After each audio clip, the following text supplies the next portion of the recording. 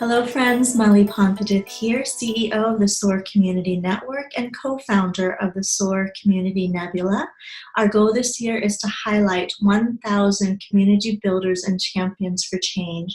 And today we have Ms. Moe Carrick. Thank you so much for being a part of our initiative. We really appreciate you. Thank you, Molly. Thanks for taking the time to chat with me. Absolutely. Well, we usually start with having our guests share a little bit more about what they do, who they are in the world, and just the light that you offer to our community. Oh, thank you. What a great way to ask that question. I love that. It's so different than just sort of like, what do you do? So I'm the founder and principal of we call ourselves a small but mighty consulting firm called Momentum Inc. We're a certified benefit corporation. We work primarily in the organizational space around leadership, culture, and team development. I'm also an author. I just published my second book. Actually, it's not out yet. It's out on May 21st. I just got the reader copies of it.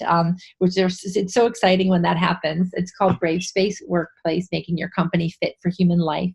I've been a consultant doing this work for 25 years. Prior to that, I worked internally in business as well as in healthcare and nonprofits, in the nonprofit sector quite a bit. And I cut my teeth on small group work as a wilderness guide back in the day. So at this stage in my career, I've done a wide variety of things, but this is what I'm doing now. That's fantastic. Well, I would be remiss if I didn't mention that our team found you online as one of the conscious leaders doing some amazing work out there in the world of leadership and consciousness. So we're delighted and honored that you said yes to be a part of this series. Thank you. Good work on your team. I'm honored to be asked. Wonderful. So the next question that we have is, can you share with us in your life's journey moments or situations where love and acceptance and empathy really showed up in your life? Were there leaders or mentors that helped guide you into being the human that you are today? Great question. Absolutely. I think to a certain degree, all the decisions that have been significant in my life around trajectory and choices have been formed by love and by empathy.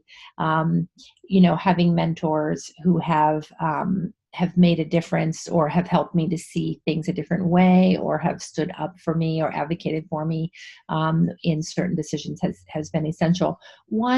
One relationship that stands out as particularly important is a mentor that I had early in my career. I worked at an organization called Project Adventure, which was back then it was the leading firm that was taking leadership development and really putting it in an experiential format, an adventure-based format around the world. Back when ropes courses were really huge and popular, and Project Adventure was doing a lot of powerful work with corporations. And my boss headed up that corporate arm. Her name was Ann Smolo. She's now passed on, but Ann was also a mother. Her kids were a little older than mine. I had at that time 2 small children and then eventually 3.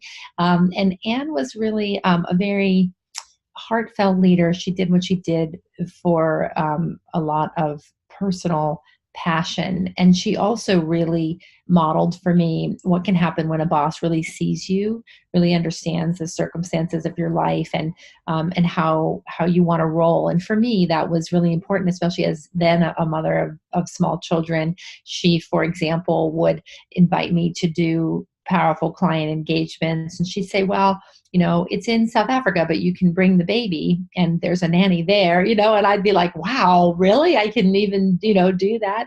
So kind of that mentorship was very, very important to me. And I'm very grateful for her partnership as well as many, many others. Well, in the role that you play in leadership and as a leader yourself, you come across a lot of community builders and change agents. You develop a lot of them. So what are some of the overarching attributes and perhaps even themes that are consistent in the world of community building? I think there's a few that I see. I mean, one is clearly having a centeredness on why you're doing what you're doing. And I sometimes call that, context and meaning, knowing why what you're doing matters and being able to understand the bigger context. And I think I've seen that as being so essential for community builders and leaders because it's a long-term game. You know, change happens slowly in systems and even, you know, within ourselves. And so we need to be able to see the vision of where we want to head, and then to remember, you know, what we're after, even when it feels really daunting or when we feel like I can't do it. So I think staying centered on why you're doing what you're doing and having the context to see it in the realm of the big picture.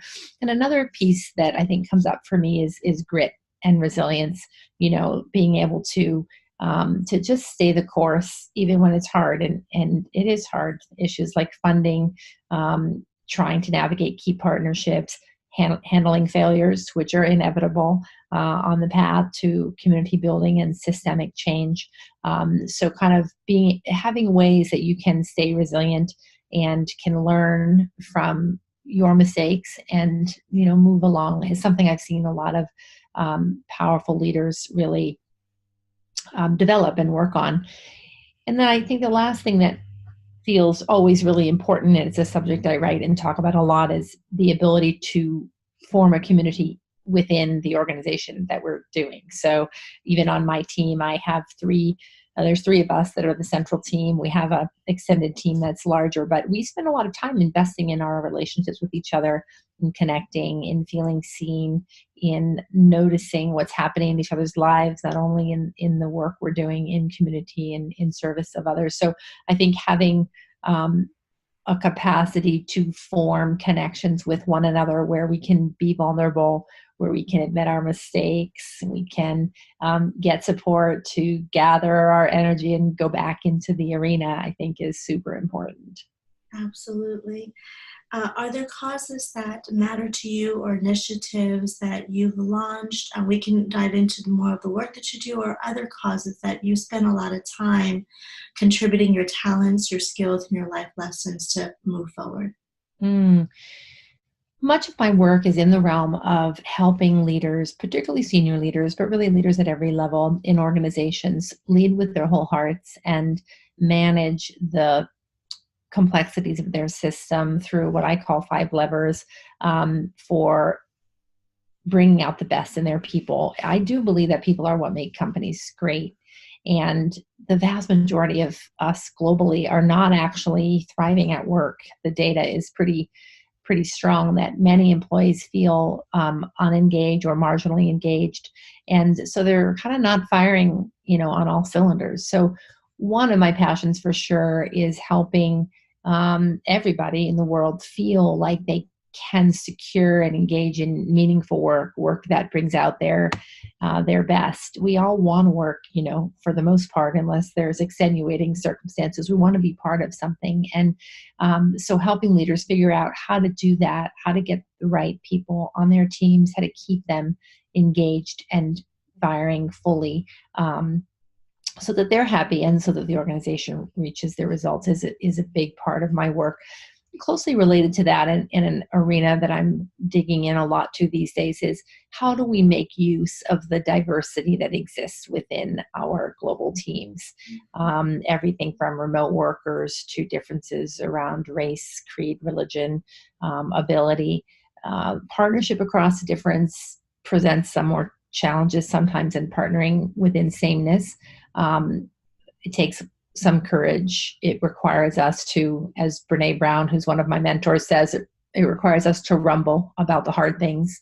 And I think how we build and mobilize diversity is critical, but even more importantly is how do we create real inclusion where everybody is able to contribute in some way, and that we can leverage our differences in a powerful way without needing to be the same. So I think those are the things that, from a work perspective, I'm particularly focused on.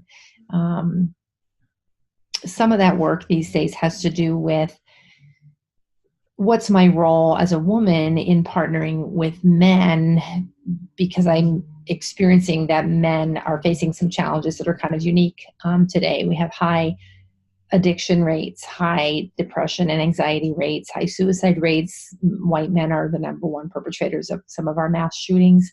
And so we have an odd sort of convergence, which is that the insider culture, which is typically white and male, is also struggling with some serious social issues on a global basis, as well as the sea change we have of power dynamics shifting for what has been traditionally the insider group. So as a mother of sons and as a partner of men whom I value and respect, I'm really committed to both raising gender issues on behalf of women to help us continue to fight for true equity, but also really supporting men as they redefine what healthy masculinity looks like, and how to help them support one another in having some of those critical conversations.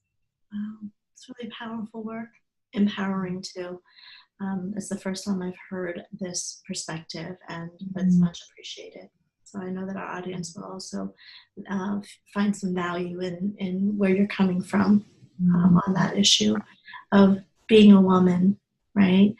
Fighting for our equality, and also supporting and respecting the men in our lives, because we need to be together. We need to support each other. So thank you for that. In your journey called life, we all have been through ups and downs. You've seen a lot of things with your travels and the work that you do.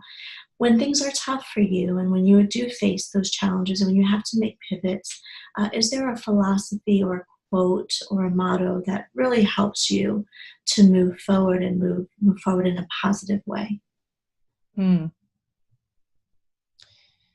I suppose there must be, right? I just have to think of what is it.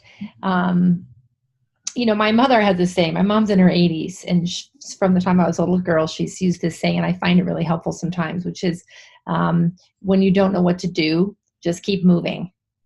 And I think sometimes that's really helpful when I'm feeling like, oh man, this is a mistake, or this is creating anxiety for me, to just say, well, just keep doing the next thing, and you'll see what happens.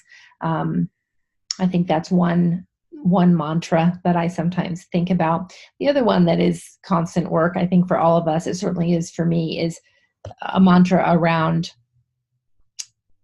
you are enough. Saying to myself, Mo, you are enough. What you're doing is good enough. The way you're showing up is enough. Because I think in our culture, we get a lot of messages that we're not enough. A lot of scarcity messages that tell us that we're not pretty enough, or we're not thin enough, or we're not smart enough, or we're not rich enough. And I think that those messages create a lot of anxiety and fear. So I think for me, I try to counter that by saying, I'm enough, and I'm doing the best I can. And what is it I need to do in this moment to stand centered in my enoughness? Wow. Doesn't always work. Yeah, no, but I think it's such a universal thing that we all go through, this idea of whether or not we are good enough, or the work that we're doing is enough, and less comparing of where we are in life with others, because we have to remember that we all come from different walks of life. We come from different circumstances.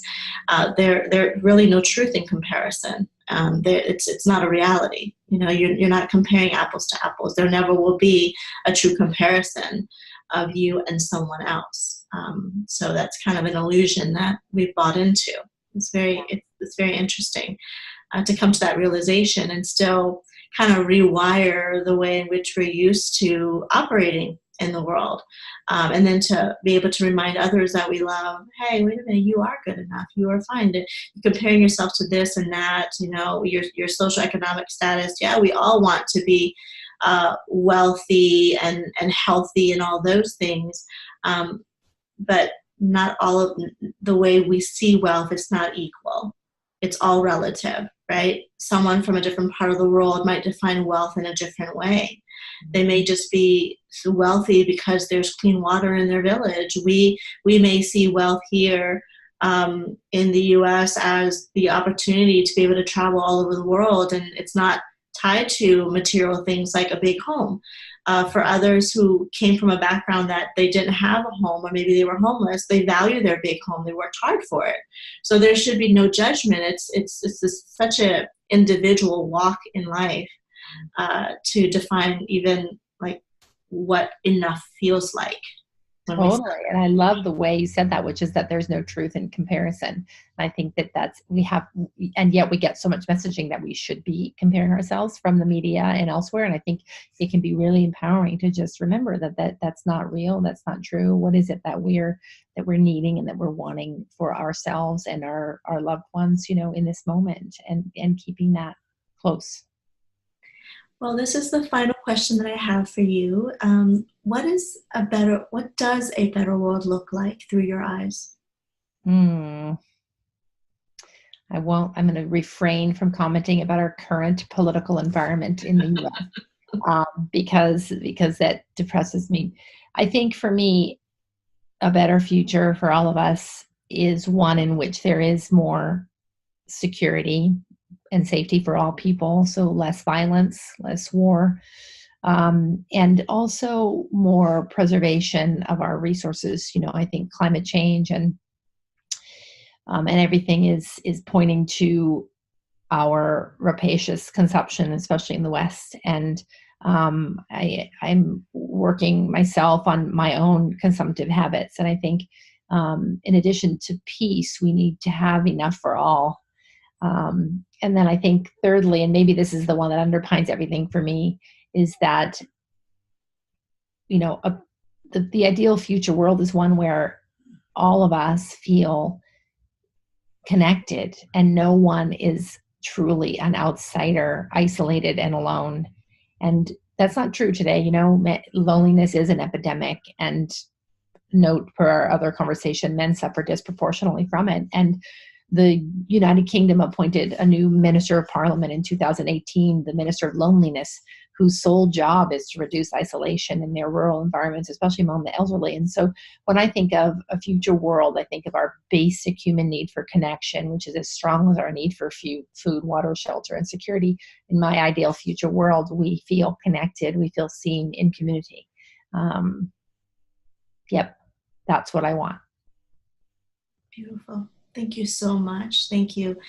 This was a very enlightening interview. I share your perspective, and it's beautiful to know that there are other souls out there really actively doing the work to build these communities, because we certainly need them, and communities that are not shaped by culture or religion, just shaped by humanity. Thank you. Thanks for the gift of being able to chat with you today a bit about these concepts.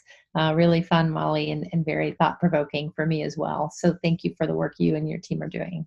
Absolutely. We're honored to do it. Mo, is there a way for our community to find more information about you, the work that you're doing, connect with you?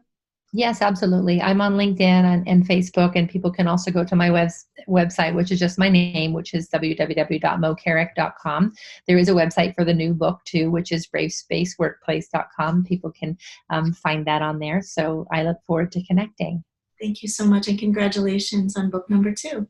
Thank you so much, Molly. Take care. Enjoy your weekend. Thank you. For those that are watching, thank you so very much for tuning in, following us as we highlight these incredible souls doing powerful things, and more than powerful things, empowering things. So please remember to nominate yourself and those in your community who's making a great impact. Visit nebula.soarcommunitynetwork.com. Thank you, everyone, and we'll talk to you very soon. Bye for now.